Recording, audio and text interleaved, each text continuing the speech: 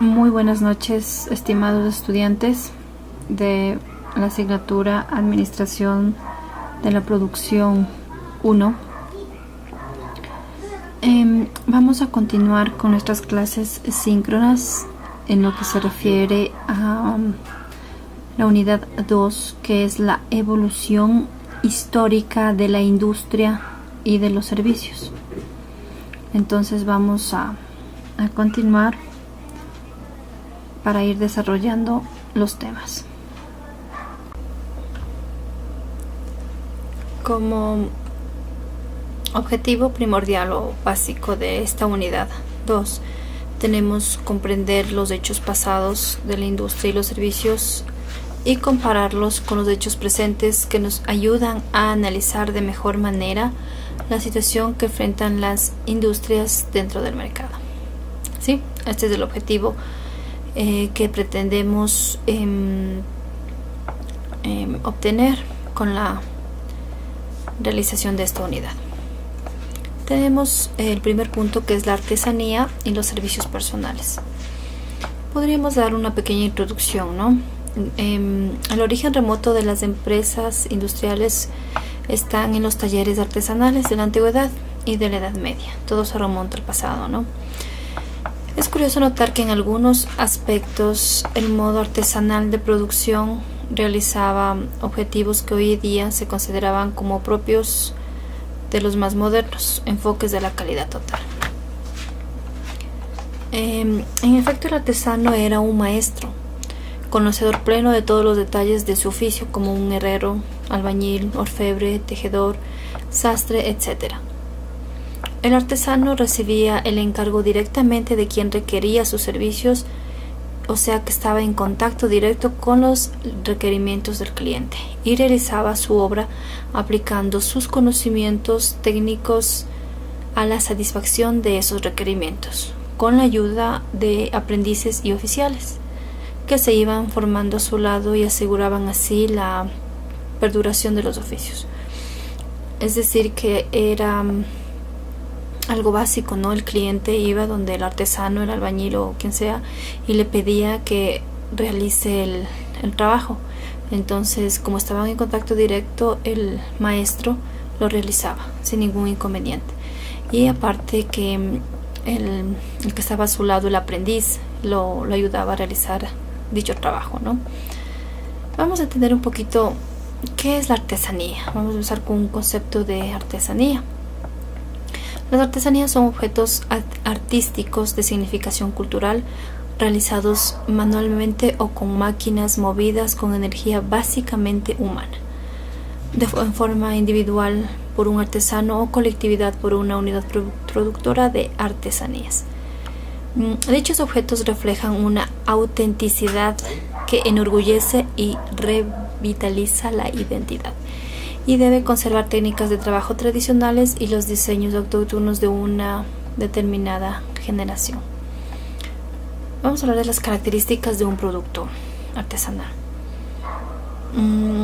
Para que un producto artesanal tenga éxito, debe reunir o debe tener ciertas características. Primero, debe ser original, debe tener su diseño una originalidad. Cada pieza debe ser particular del artesano, obviamente, y la misma debe identificar al artesano.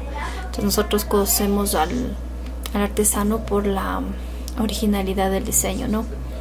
El artesano debe tener oficio, que es la habilidad para manejar las herramientas y los materiales de su rubro en particular.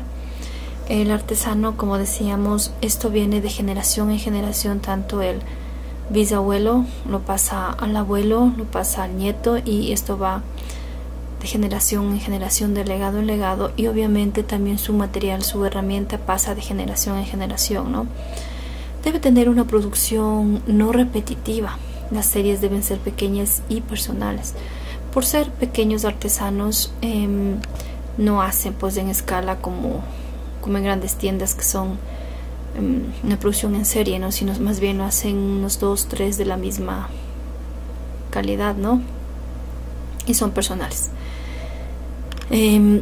También debe transformar el material que elabora en objetos de su creación partiendo de materias primas naturales o productos de la industria. Cada pieza debe ser funcional y ser útil al fin y o función para el cual ha sido creada. Obviamente debe ser útil, ¿no? Y creo que el objeto de una artesanía o de un producto para realizarlo es que tiene que ser útil, tiene que brindar una utilidad, ¿no? Para lo cual el cliente va a pedir que lo realicen el producto y el artesano lo debe hacer funcional, ¿no? Vamos a los tipos de artesanías. Tenemos algunos tipos de artesanías. Tenemos la artesanía tradicional. Para su creación se utilizan materias primas específicos de cada región y herramientas de tipo rudimentario, conservando las raíces culturales transmitidas de generación en generación, que es lo que habíamos hablado antes. Estas son creadas con fines utilitarios y decorativos. Esto es algo tradicional, ¿no? Vamos ahora a hablar sobre las artesanías autóctonas de aborigen. Es la que mantiene viva la producción artesanal de los pueblos y comunidades indígenas, usando para ellos útiles técnicas y demás elementos proporcionados por su entorno. Estamos hablando, por ejemplo, en el caso de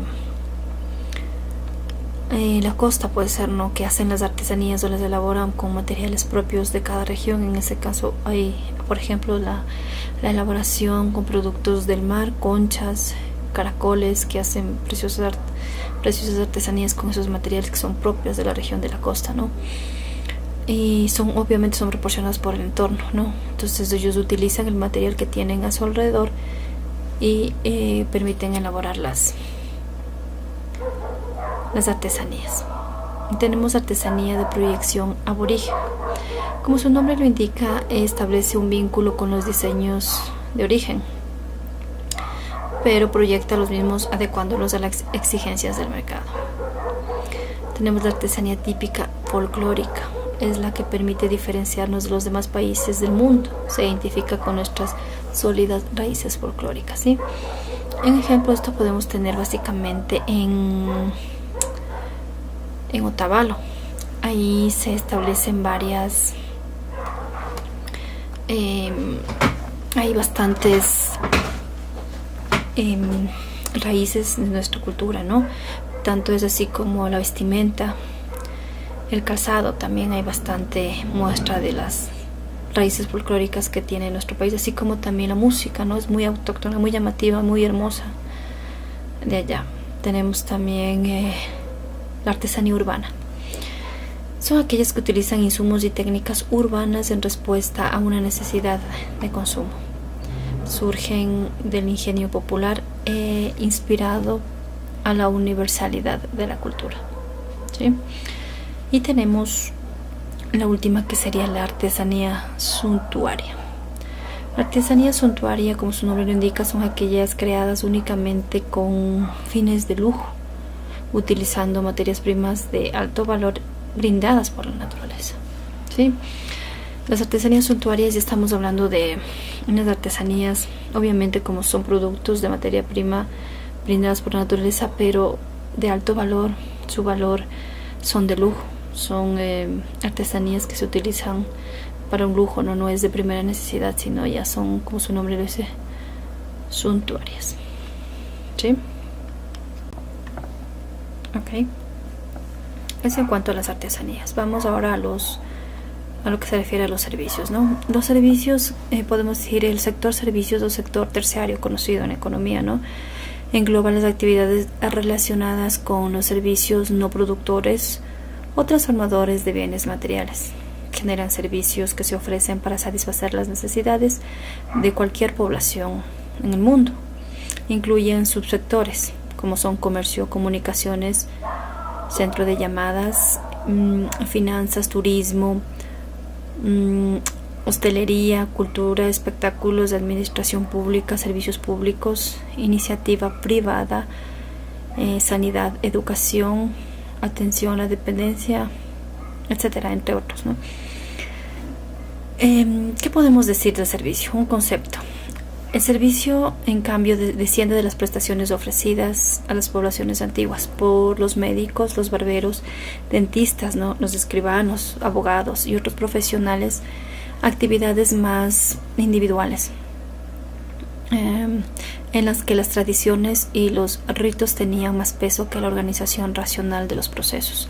Quizás por eso es notorio que aún hoy en la aplicación de métodos sistemáticos en los procesos de empresas de servicios está mucho menos difundida que en el campo de la industria, ¿no? En cuanto a los servicios, que ya lo hemos hablado en clase, hay muchas clases de servicios, ¿no? Quiero ahora hacer énfasis en un servicio muy conocido por todos, un servicio muy utilizado por todos hoy en día, ¿no? Que es importante que lo conozcamos. Existen, como les digo, una variedad de servicios. Tenemos un servicio que quiero que ustedes vean en cifras, porque a mí me gusta ser muy gráfica para que ustedes vean, ¿no?, cómo ha evolucionado el sector servicios.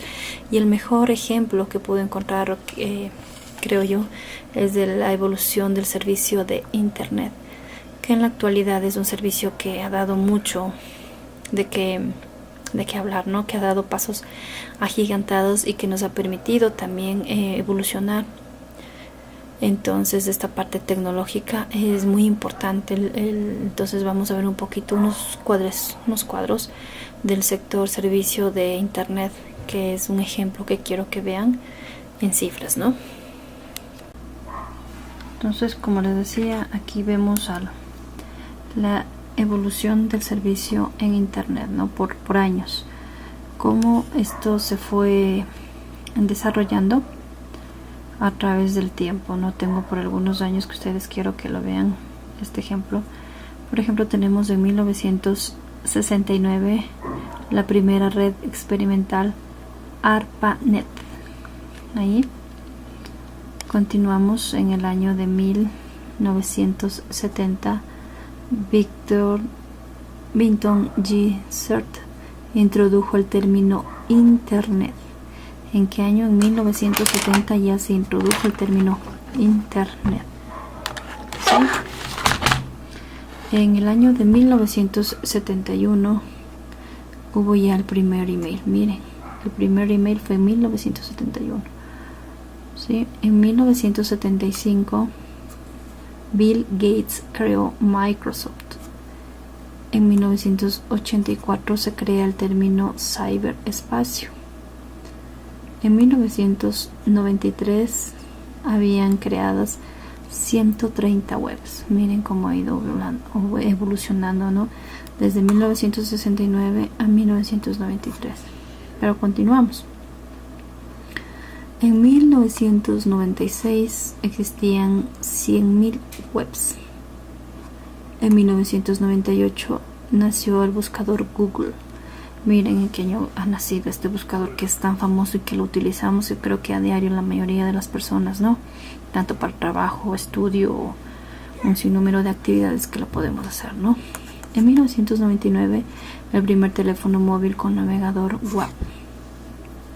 En el 2002 el primer teléfono móvil con servicio a internet. Mire, en el 2002.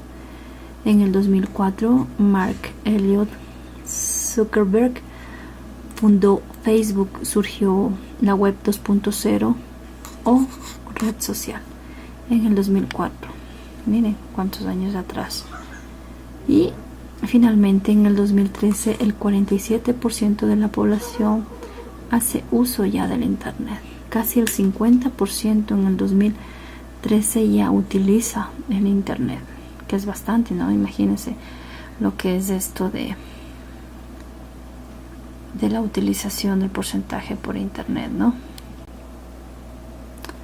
Vamos a seguir con este cuadrito que es de los usuarios de internet en Ecuador, ¿no? Este cuadro nos habla del porcentaje de personas en los últimos 12 meses que han usado internet por grupos de edad.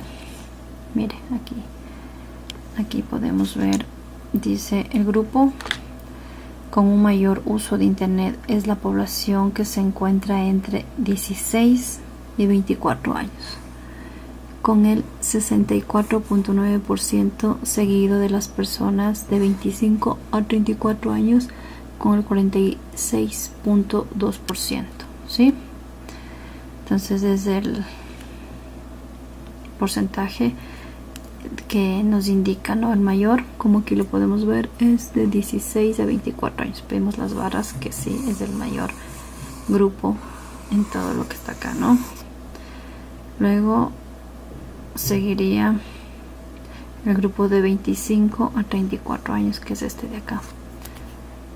Obviamente, ¿no? Los que más utilizan este servicio serían los jóvenes de 16 a 24 años, porque están más ligados con lo que es la tecnología, el internet, la informática.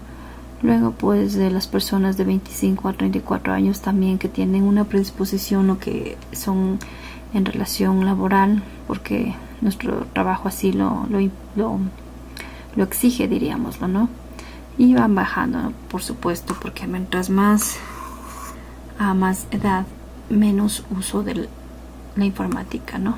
Y miren, aquí podemos ver 75 años y más, que son las personas de tercera edad, ¿no?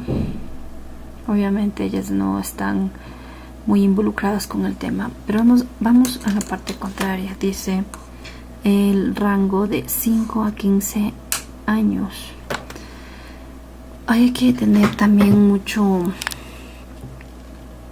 mucha precaución con esto, ¿no?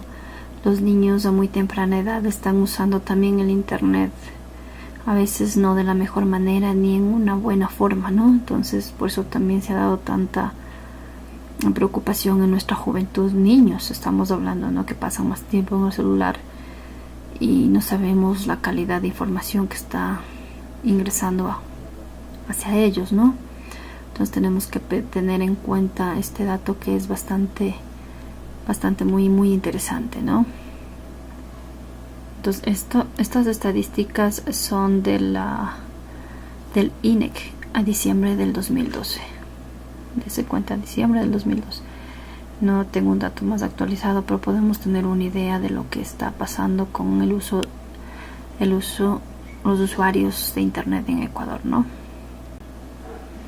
Tenemos que el 36, este es otro cuadrito que también me gustaría que ustedes lo admiren, ¿no?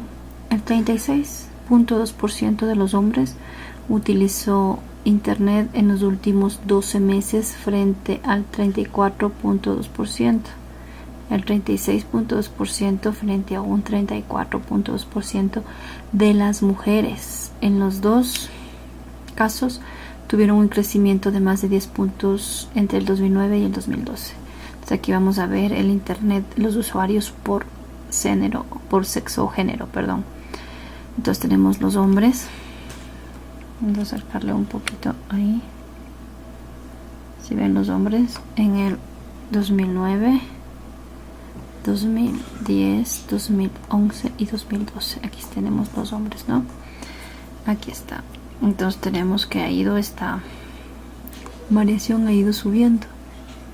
Y lo mismo en el caso de las mujeres, que tenemos 2009, 2010, 2011 y 2012. Entonces aquí tenemos las mujeres, ¿no? Vemos que de igual manera ha ido subiendo, pero siendo los hombres con el porcentaje más alto del 36.2, que utiliza más internet que las mujeres. Entonces veamos nos damos cuenta en cifras quién es el que utiliza más el internet, ¿no? Que en este caso serían los hombres. Esto en cuanto a los servicios, ¿no? Un ejemplo de servicios que les he puesto como es el internet en cifras. Entonces muy interesante para que ustedes vean, ¿no? Cómo el sector servicios se ha ido desarrollando a través del tiempo. Eso en cuanto a los servicios, ¿no? Entonces un ejemplo claro de lo que es el internet, que es el servicio más interesante, ¿no? Que me llamó la atención y que les puse como ejemplo. Pero vamos a seguir en la explicación de de nuestra unidad, ¿no? Ahora vamos a hablar un poquito sobre la historia del desarrollo de la industria, ¿sí? Tenemos que la industria es la actividad que tiene como finalidad transformar las materias primas en productos elaborados o semi-elaborados utilizando una fuente de energía. Además de materiales, su desarrollo, la industria necesita maquinaria y recursos humanos, organizados y habitualmente en empresas.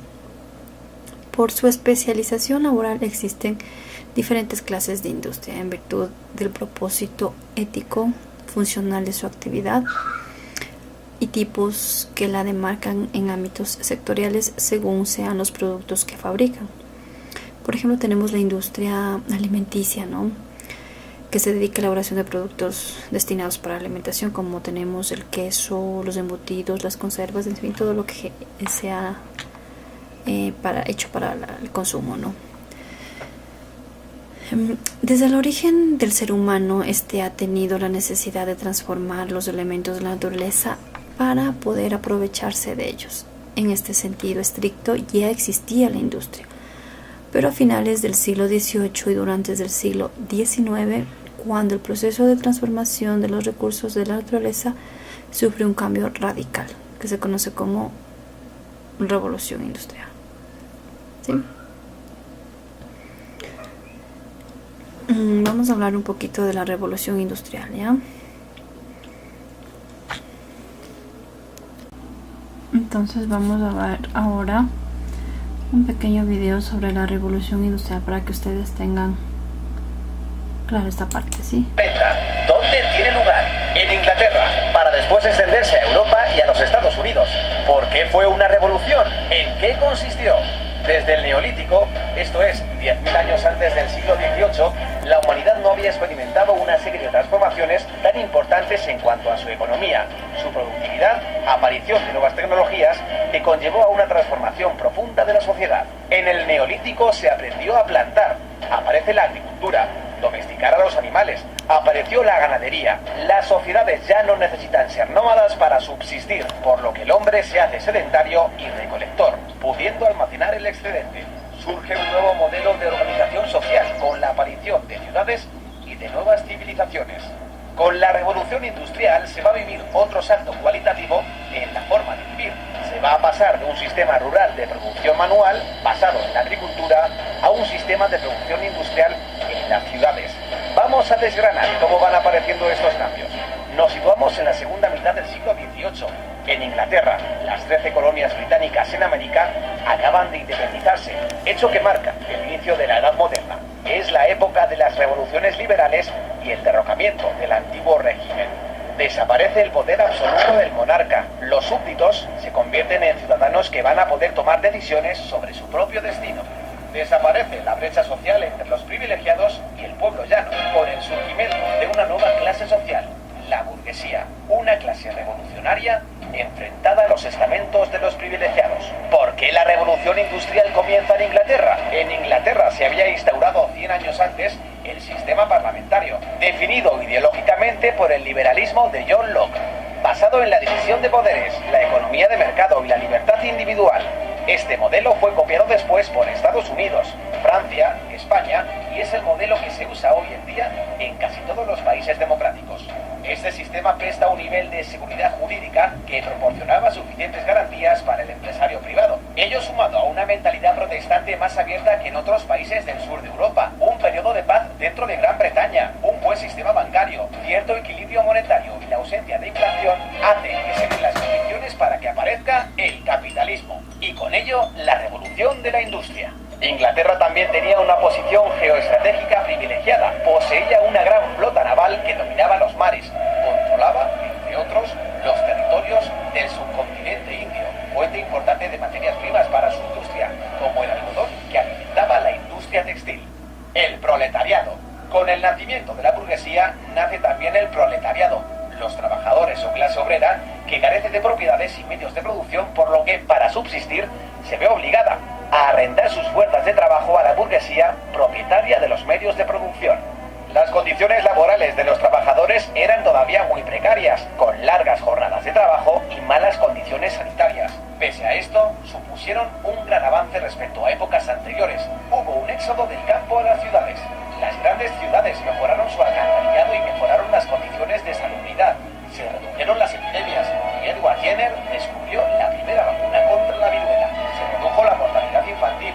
La consecuencia fue una gran explosión demográfica. En un siglo se triplicó la población del país. Aumentó la esperanza de vida de los 35 a los 50. El capitalismo trajo progreso y el salario medio en Inglaterra se duplicó. Los precios bajaron y mejoró sustancialmente la calidad de vida. Aunque el nivel de vida mejoró en el cómputo general, los grandes beneficiarios fueron los burgueses, que pasan de ser una clase social revolucionaria a una clase acomodada. La burguesía, cuya situación de privilegio social se basa fundamentalmente en la fortuna, desplaza definitivamente a la aristocracia terrateniente, cuyos privilegios estaban en su origen o en sus vínculos de sangre. Pero el nivel de vida de la clase obrera todavía tendría un amplio margen de mejora, y si no, que se lo digan a Karl Marx.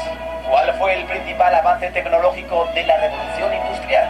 La máquina de vapor fue un invento que perfeccionó el ingeniero escocés James Watt. La máquina de vapor consiste en un motor de combustión externa que transforma la energía térmica de una cantidad de agua en energía mecánica. Por la flecha roja a la izquierda entra el vapor de agua calentado por una caldera de carbón cerrada herméticamente. Se genera vapor de agua, lo cual produce la expansión del volumen de un cilindro empujando un pistón. Mediante un mecanismo de biela manivela, el movimiento lineal alternativo del pistón del cilindro se transforma en un movimiento de rotación que acciona una rueda. ¿Qué aplicaciones tuvo la máquina de vapor? La introducción de la máquina de vapor en las distintas industrias fue el paso definitivo en el éxito de la revolución industrial, pues su uso significó un aumento espectacular de la capacidad de producción. Al elevar la capacidad de producción, se disminuye el tiempo de fabricación de los productos, dando paso a la producción en serie.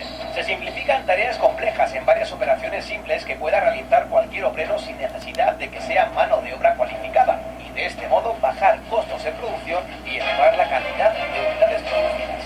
Los modelos anteriores de máquinas de vapor a los de Watt se habían usado para el bombeo de agua. La máquina de Watt introducía el movimiento rotatorio, por lo que se pudo usar para suministrar energía motriz a otras máquinas, como un molino harinero, un martillo de forja, para elevar carretillas con mineral en las minas mediante raíles metálicos o para la floreciente industria textil del algodón. Pronto se realizaron los primeros experimentos para aplicar el vapor al transporte terrestre. George Stephenson, que comenzó experimentando con el transporte de grandes cargas en las minas de carbón, puso a punto su primera locomotora. La construcción del ferrocarril de Liverpool a Manchester en 1829 consolidó su fama para siempre. El ferrocarril permitía transportar materias pesadas a 40 km por hora, una velocidad antes impensable, acortando extraordinariamente el tiempo de los desplazamientos y permitiendo vertebrar el comercio interior, escasamente desarrollado hasta entonces. El volumen de los intercambios se multiplicó. También se aplicó el vapor en otro ámbito de la industria del transporte, la navegación fluvial y marítima, con la invención de los barcos de vapor. Otro avance digno de mención fue el alumbrado público de gas. Las ciudades se convirtieron en lugares más seguros para viajar. Al instalar lámparas de gas en las calles, se redujeron las tasas de delincuencia. Al final de la revolución industrial, las ciudades se habían transformado. La población de Inglaterra se había triplicado. Las ciudades de Birmingham y Manchester prosperaban como ciudades textiles. Ruedas mecánicas tejían su tela y sus chimeneas echaban humo sin parar. Aparecieron ferrocarriles, modificando y vertebrando el trazado de las ciudades. Y en los muelles, barcos de vapor. La vida cobró nueva animación. De una nación que labraba el campo, Inglaterra de pronto se había convertido en la primera nación industrial del mundo. Pero todo esto solo es el principio, pues a partir de 1850 entramos en la segunda fase de la revolución, conocida como la Segunda Revolución Industrial. Ok. Luego de haber visto el video, que estuvo muy interesante, ¿verdad? Nos dio una breve charla, una breve síntesis de lo que es la revolución industrial. Voy a hablarles un poquito, ¿no? De este tema. Este cambio de la revolución industrial se basa en la disminución del tiempo de trabajo necesario para transformar un recurso en un producto útil. Gracias a la utilización de un modo de producción capitalista que pretende la consecución un beneficio aumentando los ingresos, y disminuyendo los gastos. Con la revolución industrial, el capitalismo adquiere una nueva dimensión y la transformación de la naturaleza alcanza límites insospechados hasta entonces. La industria fue el sector motor de la economía en el siglo XIX y hasta la Segunda Guerra Mundial. La industria era el sector económico que más aporte tenía al Producto Interno Bruto y el que más mano de obra ocupaba. Recordarán que en la unidad 1 hablamos del Producto Interno Bruto, ¿verdad?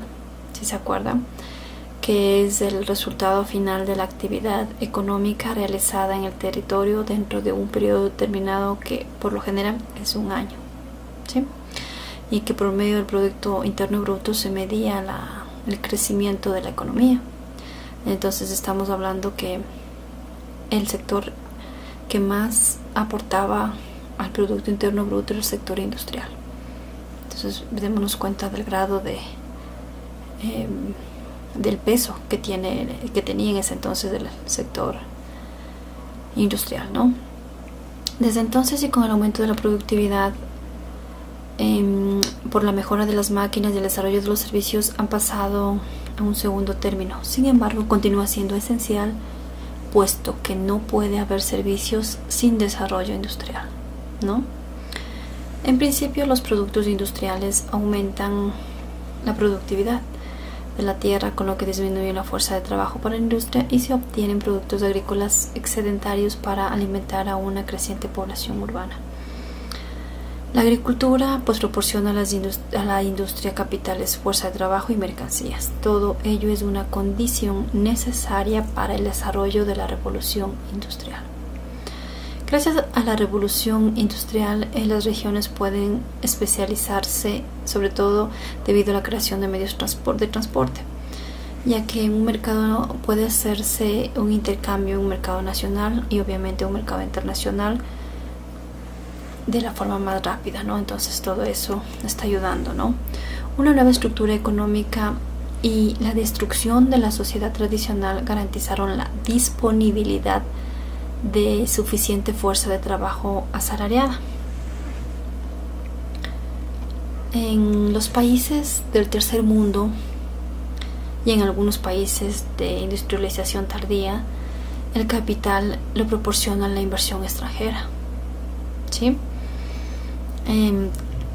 Esta monta las infraestructuras necesarias para extraer la riqueza y la plusvalía que generan la fuerza de trabajo, sin liberar de las tareas agrícolas a la mano de obra necesaria, sino solo a la imprescindible. En un principio hubo que recurrirse a la esclavitud para garantizar la mano de obra, pero el cambio de la estructura económica y la destrucción de la sociedad tradicional garantizó la disponibilidad de suficientes capitales. Recordamos en las épocas antiguas, en las épocas de Egipto, que les decía, ¿no?, cómo era la forma de esclavitud, cómo era la forma de explotar, ¿no?, a la fuerza de trabajo.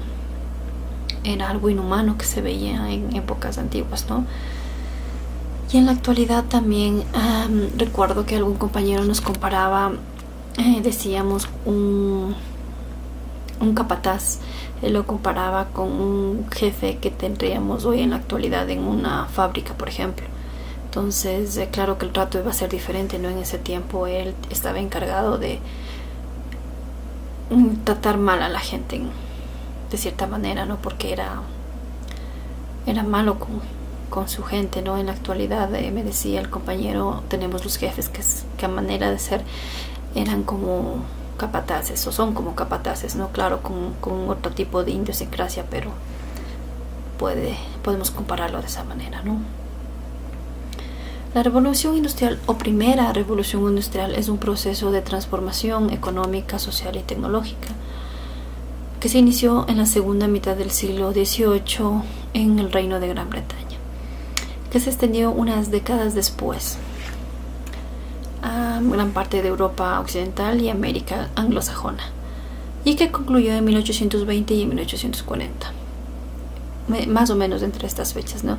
Durante este periodo se vivió el mayor conjunto de transformaciones económicas, tecnológicas y sociales de la historia de la humanidad.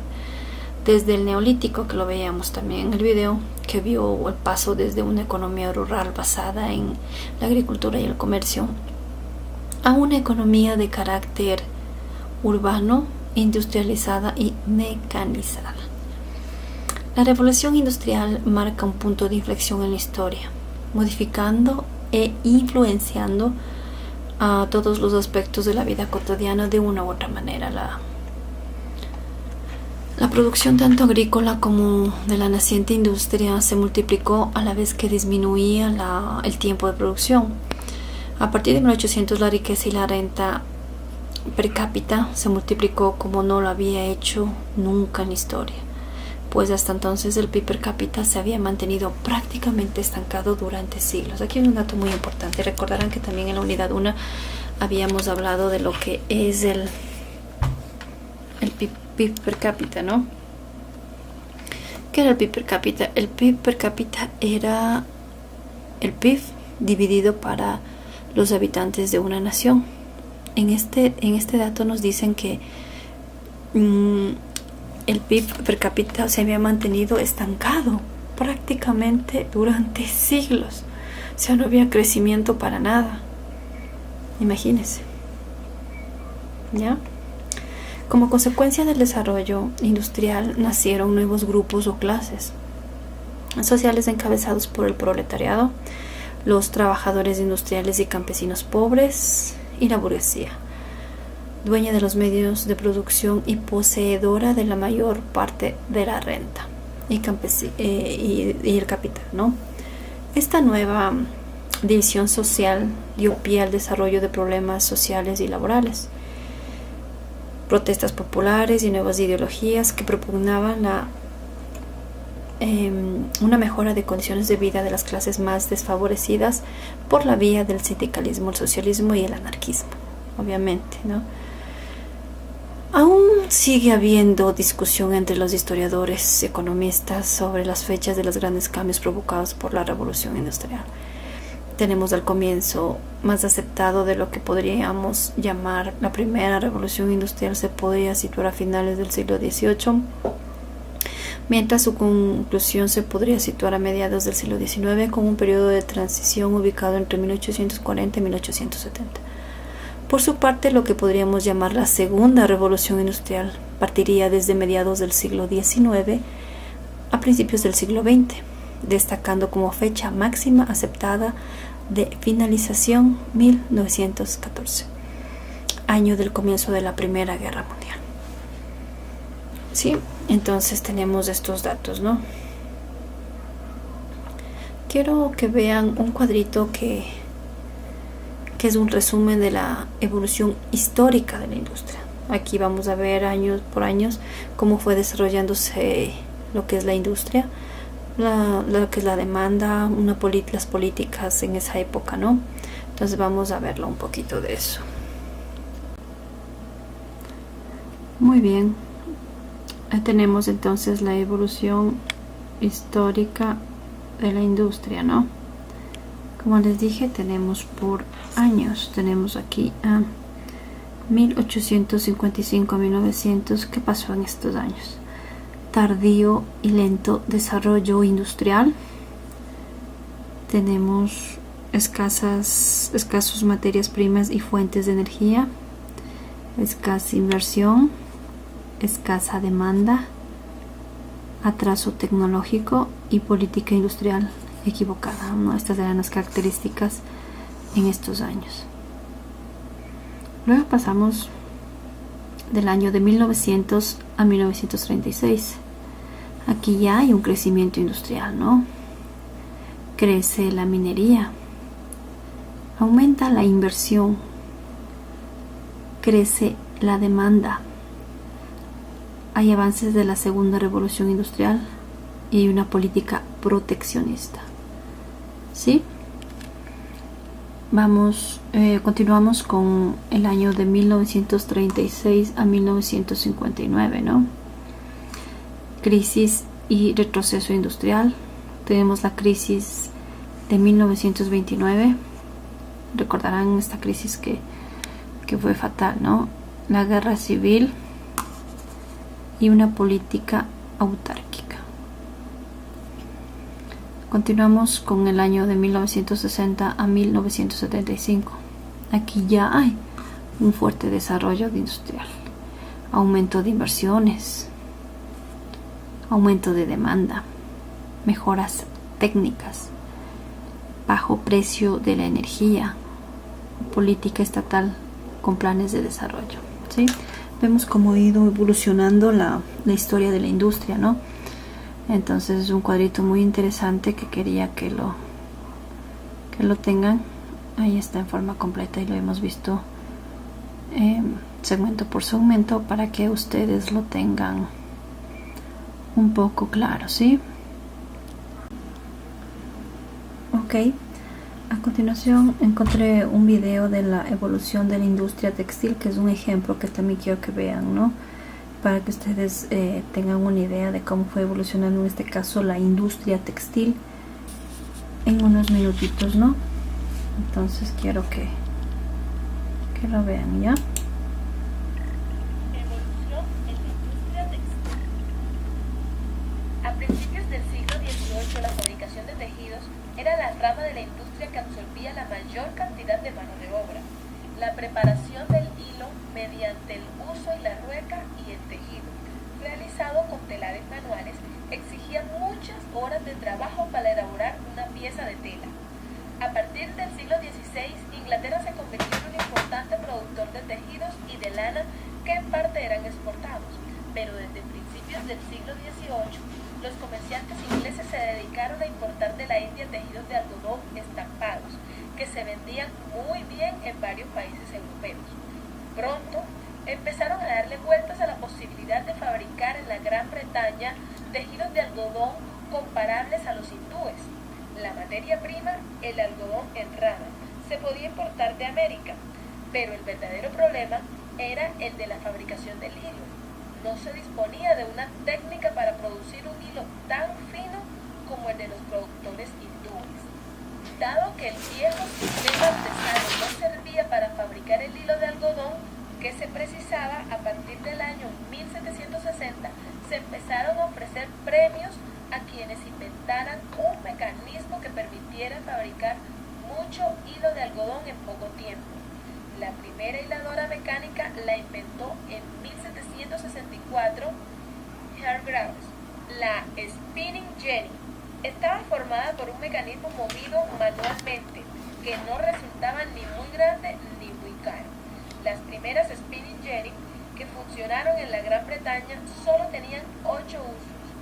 La mujer que hilaba a mano no podía mover el uso. Para manejar una Spinning Jenny bastaba el trabajo de un solo hombre ayudado por 3 o 4 niños.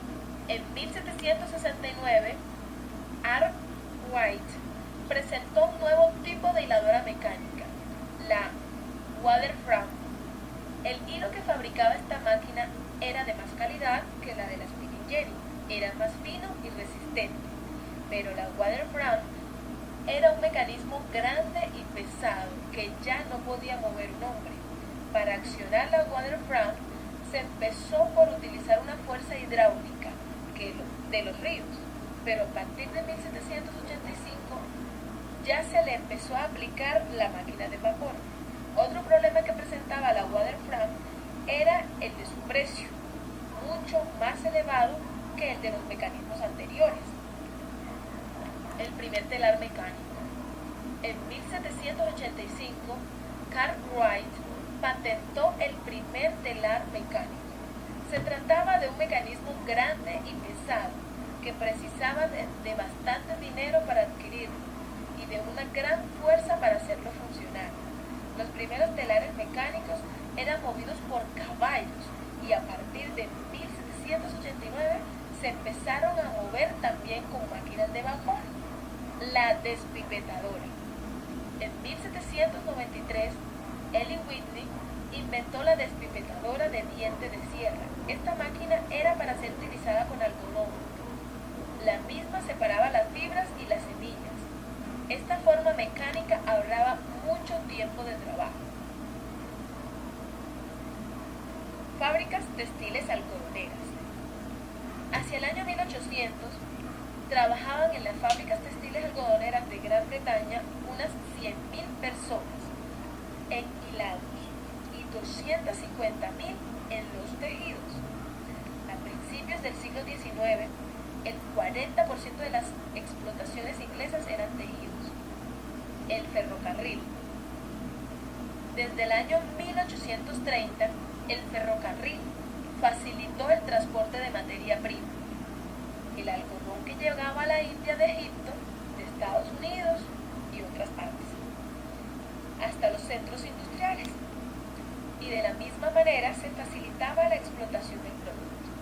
Otros territorios europeos como Francia, Bélgica, Holanda, algunas zonas de Alemania, el norte de Italia, Cataluña, se fueron convirtiendo en centros importantes de la industria textil, siguiendo el modelo inglés: mecanización de la producción, supremacía de la industria algodonera sobre la lanera, disminución del precio de los tejidos, etc. Singer. Mientras varios inventores habían adoptado el mecanismo de punto de cadeneta de la máquina de coser de Howe, desarrollando algunas innovaciones, Isaac Merrick Singer inventó el mecanismo del movimiento de la aguja hacia arriba y hacia abajo, que era mejor que el de lado a lado. El mecanismo de la aguja era movida por un pedal en vez de una manivela. Hablemos un poco de la actualidad. En la actualidad, el avance de la tecnología ha ayudado a la industria textil incorporando tejidos sintéticos, facilitando la transportación de material, creando nuevas máquinas con manejo de ordenadores para la eficacia, optimizando materias primas y tiempo de confección, así como el avance de estudios para la especialización de personas en el diseño de modas y textil.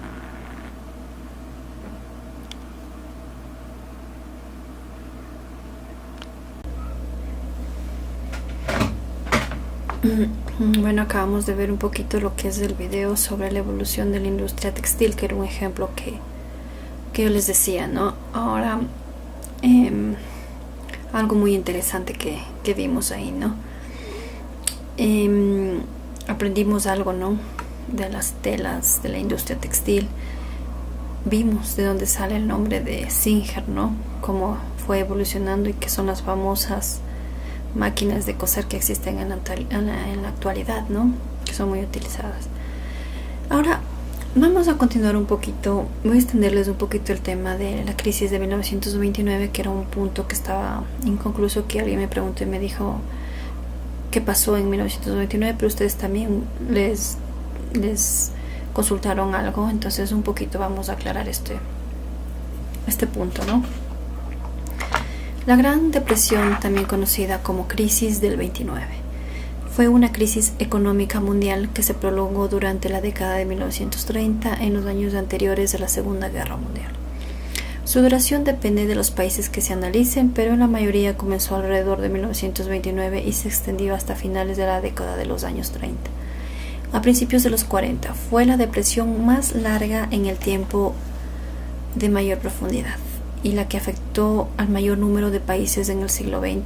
En el siglo XXI ha sido utilizada como paradigma de hasta qué punto se puede producir un gran deterioro de la economía a escala mundial.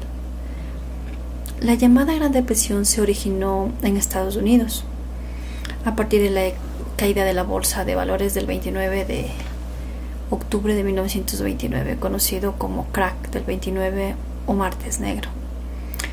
Aunque 5 días antes del 24 de octubre ya se había producido el jueves negro y rápidamente se extendió a casi todos los países del mundo. Miren como un problema económico, un problema va avanzando a nivel mundial, ¿no? Es como el caso que volvamos a retomar, el caso de Venezuela, ¿no? Nuestros compatriotas están emigrando y nos afecta no solamente a Venezuela, también llegando a nuestro país, y también tenemos que tomar decisiones y medidas, ¿no? Entonces un problema económico, político afecta no solamente al país en donde se sucede el problema, sino también afecta al resto de sus similares, ¿no? Vamos a continuar. La depresión tuvo efectos devastadores en casi todos los países, ricos y pobres, por donde La inseguridad y la miseria se transmitieron como una epidemia, de modo que cayeron la renta nacional, los ingresos fiscales, los beneficios empresariales, los precios. El comercio internacional descendió entre un 50 y 66%. El desempleo en Estados Unidos aumentó un 25%. En algunos países alcanzó el 33%. Ciudades de todo el mundo se vieron gravemente afectadas, especialmente las que dependían de la industria pesada y la industria de la construcción. Se detuvo prácticamente en muchas áreas.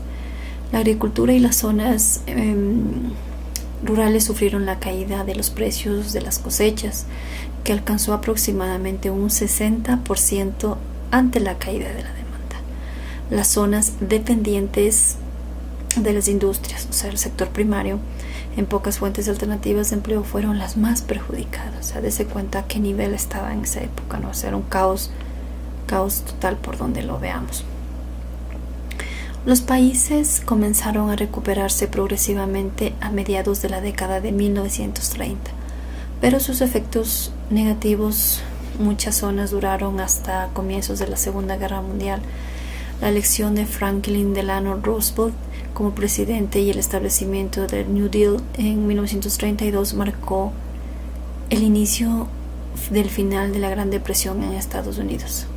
Sin embargo, en Alemania, la desaparición de la financiación exterior en principios de la década de 1930 y el aumento de las dificultades económicas propiciaron la aparición del nacionalsocialismo y la llegada de Adolf Hitler al poder.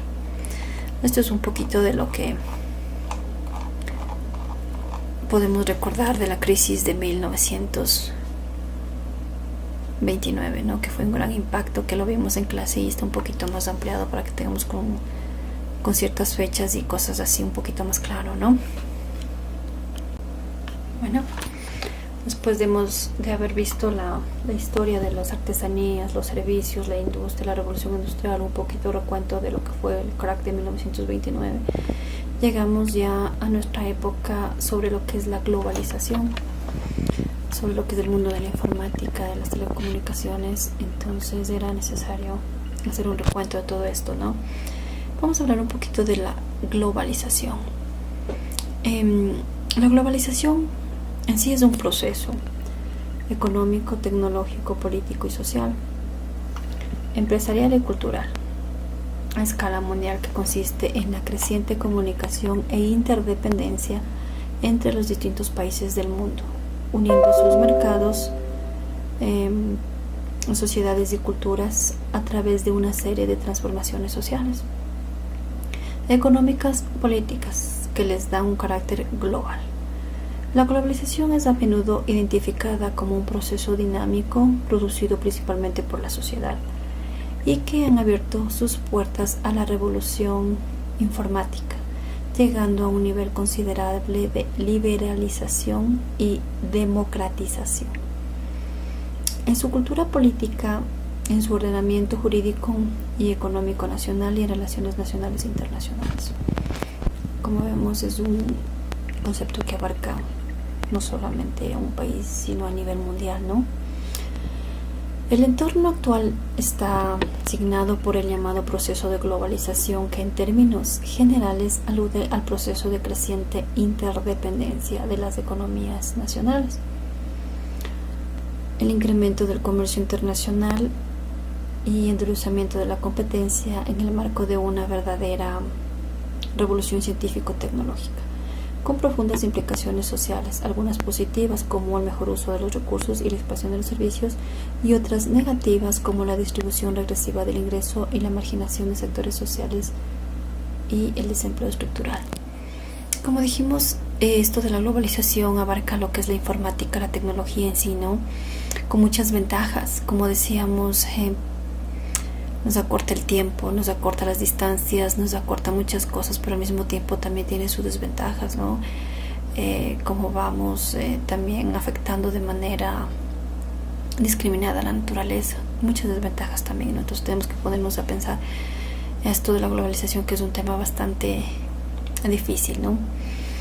Actualmente no se compite solamente en base a precios, ¿no? Como les digo, con esto de la tecnología, sino también con otros factores como calidad, prestación, rapidez y flexibilidad de entregas y sobre todo servicios adicionados al producto. Finalmente, y pese a los pronósticos sobre la pronta desaparición de las pequeñas empresas absorbidas por la lógica de concentración del sistema económico capitalista globalizado, estas no se han extinguido y han sabido encontrar oportunidades de desarrollarse y crecer. Las principales razones de esta supervivencia y relativa prosperidad de las empresas pequeñas son al parecer las siguientes. Estas son las razones por las que las pequeñas empresas no han sido absorbidas por los monopolios o por las grandes, ¿no? Y han sabido mantenerse a través del tiempo. Tenemos de esta manera la creciente segmentación de mercados. Como decíamos de clase también, los mercados se han segmentado mucho y es por eso que las pequeñas empresas han podido identificar a qué segmento del mercado, ¿no? Entonces, esta ha sido una ventaja para ellas. El endurecimiento de la competencia que convierte en árbitro de la situación y toma vital lograr la satisfacción total de su atención personalizada, lo que es más fácil en una empresa pequeña o descentralizada. Obviamente en una empresa pequeña uno se personaliza y va a ver al cliente qué es lo que es conveniente, lo que es no, cómo le agradan las cosas, porque es un trato personalizado, ¿no? Y es una ventaja que tiene el cliente. El fuerte crecimiento del sector servicios.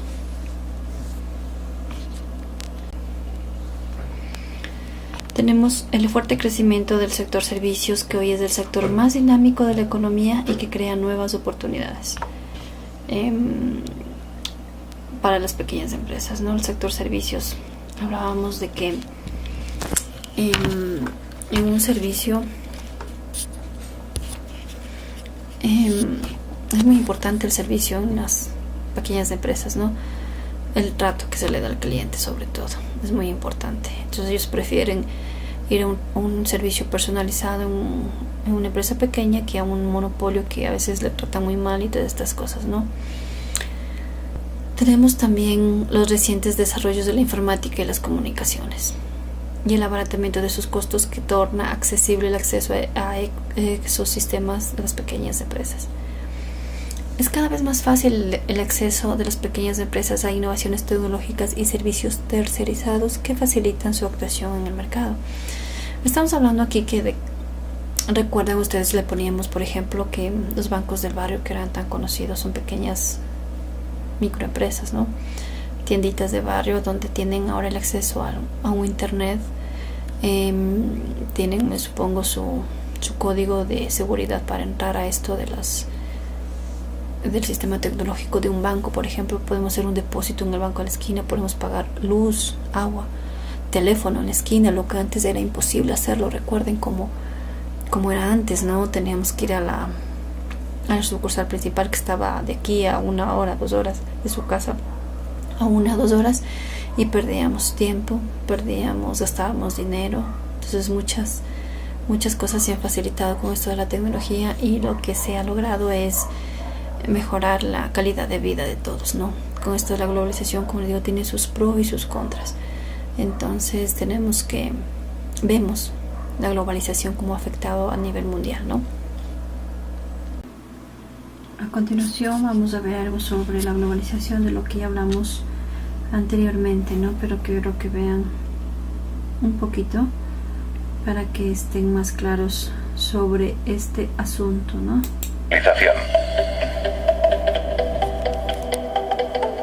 La globalización es un proceso económico, tecnológico, político y cultural a escala planetaria, que consiste en la creciente comunicación e integración entre los distintos países del mundo, uniendo sus mercados, sociedades y culturas, a través de una serie de transformaciones o adaptándose a nuevas ideologías sociales, económicas y políticas, que les dan un carácter global. A esto nos referimos a que distintos países se asocian entre ellos económicamente o comercialmente hablando, y esto trae consigo la integración a nuevas culturas, costumbres y sociedades.